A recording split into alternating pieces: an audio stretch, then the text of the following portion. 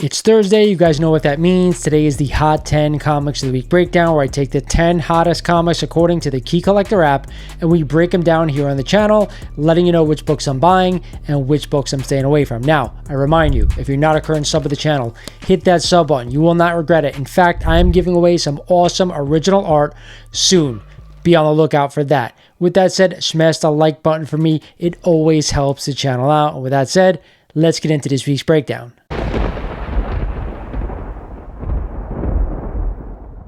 Starting us off this week at number 10 is Something is Killing the Children, number 1, the first appearance of Erica Slaughter. There were 33,648 copies ordered by retailers, and rumors have it that there is a series being adapted for television on Netflix. The high sale this week was a CGC 9.8, selling for $715 and up 10% over the average. This is the first time this year that Something is Killing the Children, number 1, has ranked on the list. Now for me, guys, do I want to own this book? I'm not really interested in buying it for investment purposes, or if you just want to own the book because you love the storyline, get the trade paperbacks. That is a better thing to do, in my opinion, with this book right here. But with that said, it may turn into the next Walking Dead, it may turn into the next Invincible, I do not know. If you're playing the long game on this one and you want to spend the money, go for it. If not, I'd be staying away. Back on the list at number 9, and what seems to be forever, it is Omega Men number 3, the first appearance of Lobo, an intergalactic bounty hunter. We all know the reason why this book has gotten hot over the past few years, and the speculation is over. Jason Momoa is Lobo. 10 sales occurred this week, with the high sale and the CGC 9.8 selling for $405, but up a whopping 30% over the average. Lobo ranks for the 10th time on the Hot 10 breakdown in 2025. I gotta be honest with you guys, this book has been on the list for the better part of 3 years, and I'm sticking to my guns. $300 max and a 9.8, or get yourself a raw copy, so I'm staying away. Let's jump over to the Bronze Age now. The Bronze Age seems to be really hot. At number 8 this week is Incredible Hulk, number 181, the first full appearance of Wolverine. 7 copies outsold the average this week, with the high sale being in a CGC 9.0, selling for $6,888, up 1% over the average. We also had a CGC 8.5 sale for $5,400, up 6% over the average. And lastly, a lowly CGC 3.5 selling for a cool $2,000 and up 5% over the average. Wolverine's first appearance captures a spot for the 6th time in 2025. I told you guys for the first time in a while last week, I'd be a buyer of this book, but only if you're a massive Wolverine fan and you're willing to hold on to the book for the long term. Other than that, I see no reason to go out and buy this book right here with all the copies out there. But again, if you're a Marvel fan, if you're a Wolverine fan, or you just want to own the book, get yourself a copy. Now here's a book I can get behind that we have not seen in quite some time. At number 7 is Amazing Spider-Man number 121, The Death of Gwen Stacy, and an iconic cover by the great John Romita Sr. 9 copies outsold the average this week, with the highest being a CGC 9.2, selling for $765, up 6% over the average. Next up, a CGC 8.5 selling for only $515 and up 3% over the average. And lastly, a CGC 8.0 selling for $450, up 2% over the average. This is the first time Amazing Spider-Man number 121 has made the list in 2025. Could it be because of the rumor that Liz Morgan, yes, that Liz Morgan from WWE, could possibly be playing Gwen Stacy in the MCU? Who knows? Either way, I'm a big Spidey fan. I love this book. It's an iconic cover by my favorite artist, so you know I want to own it. But with that said, I do not think you have to go out and break the bank to own this book. I see 5.0s and 6.0s for around $250, $300 that really look great. That's to me what I'm a buyer of. But hey, if you want a high-grade copy, I'm not going to stop you. At number 6 is another book we have not seen on the list in quite some time. It is The Last of Us American Dreams number 1. The prequel comic series released 2 months prior to the video game launch. There were only 6,032 copies ordered by retailers. Pretty scarce book. The high sale this week was a CGC 9.8, selling for $1,400 and up a crazy 42% over the average. Then we had a CGC 9.6 sale for $549 and up another 47% over the average. This is the first time in 2025 that The Last of Us #1 has appeared on the Hot 10 Breakdown. To me, guys, I don't see the value in buying this book, but if you love the series so much and you want to own it, I suggest a 9.8 or even a 9.6. With 6,000 copies only printed or at least ordered by retailers, who knows where this book is going to go, but for me, it's just not my thing. Back on the list at number 5 was one of my faves. It is Amazing Spider-Man number 50, the trifecta. The first appearance of the Kingpin, this classic cover by John Romita Sr., and an iconic storyline, Spider-Man No More. 6 sales outsold the average this week, with the highest being a CGC 8.0 selling for $3,000 and up 19% over the average.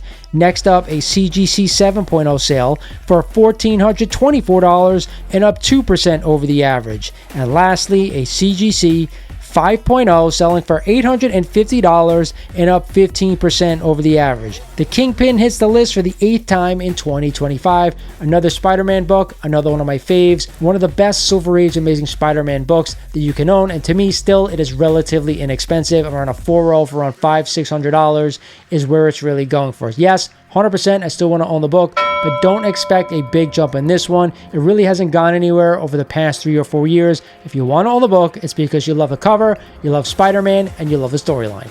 I could have bet my life that this book was going to be on the list this week. At number 4, it is The Sentry #1. The first appearance of the Sentry and his alter ego, The Void. 11 copies and a 9.8 outsold the average this week, the highest selling at $365, up 28% over the average. The Sentry introduction lands on the list as the new Thunderbolts film debuted in theaters to $76 million. About a year ago, I said if you're interested in this book and you want to own it for the long term, I said go ahead and buy it. Now, I think it's too little too late with the character being shown up in the MCU, but if you love the storyline and really love the character, I say go ahead. I just can't see spending this kind of money on this book right here. Just not my thing. Another classic hits the list at number 3. It is Star Wars #1, the first appearance of most of the OG Star Wars characters. It should come as no surprise that the premiere issue of the first ongoing US Star Wars comic made the list this week for the 3rd time in 2025, following the May 4th fandom holiday. The high sale this week was a CGC 9.8, selling for $3,120 and up 4% over the average. Then we had a CGC 9.2 sale for $501, up another 4% over the average. And lastly, a CGC 9.0 selling for $340, up 3% over the average. I say it time and time again, if you're a big Star Wars fan, you gotta own the book. But with that said, I don't want to shell out $3,000 for a 9.8. I don't see the value in that. You can get a 9.0 for around $300, or even better, a raw copy. That is what I'll be putting my money on if you just want to own the book. Holy shit. At number 2 this week is Special Marvel Edition number 15, the first appearance of Shang-Chi, Master of Kung Fu. It is good to see this book getting some attention finally after what happened about a few years ago. And we had 8 sales outsell the average this week, with the highest being a CGC 9.8, selling for a whopping $3,240 and up 15% over the average. Next up, a CGC 9.2, selling for $385, up 4% over the average. And lastly, a CGC 8.0 for only $235 and up 11% over the average. I gotta ask, why is this book on the list all of a sudden? Is it the rumor that Shang-Chi might be in Spider-Man 4? Because that's what I'm hearing right now. I have no idea. But I'm happy to finally see it back on this list, getting some attention finally, and people are starting to pick up this book again. I think an 8.0 for $200 and change is a pretty decent buy for this character. It has already showed up in the MCU, but again, I'm asking you, why are you buying this book unless you're a Shang-Chi fan? For me, $200 for a nice raw copy, high grade, why not? I think it's a good deal. That's what I'd be doing. And finally, at the top spot, this book will not go away. It is super hot right now. It is Amazing Spider-Man number 129, the first appearance of the Punisher, Frank Castle. This is also the first appearance of the Jackal, and a classic cover by Gil Kane and John Romita Sr. This is the 3rd book this week penciled or partially penciled by the goated John Romita Sr. There were 10 grades that outsold the average this week in nearly every grade, with the highest being a CGC 9.2 selling for $3,000, up 4% over the average. Next up, a CGC 8.5 selling for $2,100, up 3% over the average. And lastly, a CGC 5.5 selling for a cool $1,000 and up 6% over the average. The vigilante known as the Punisher has earned a spot on the breakdown 13 out of 15 weeks in 2025. Remarkable. This book is super hot and well deserved. To me, one of my favorite characters, one of my favorite covers by one of my favorite artists. You guys know I've said it time and time again, just get the best possible deal on the grade that you want to own for the long term. Hope you guys enjoyed another list. Again, a lot of great books on this list. Some I want to own right now. Some I do not want to own at all. Now, with that said, this is a pretty tough decision between ASM number 129, 121, and ASM 50. For me, I always go silver over bronze, so that's what I'm going to do. ASM 50 is my best buy of the week. Just an iconic book, in my opinion. Hope you guys enjoyed the list. This is Lawrence over at Mighty Comics Collectibles saying thank you for watching, happy collecting, and I'll talk to you guys soon.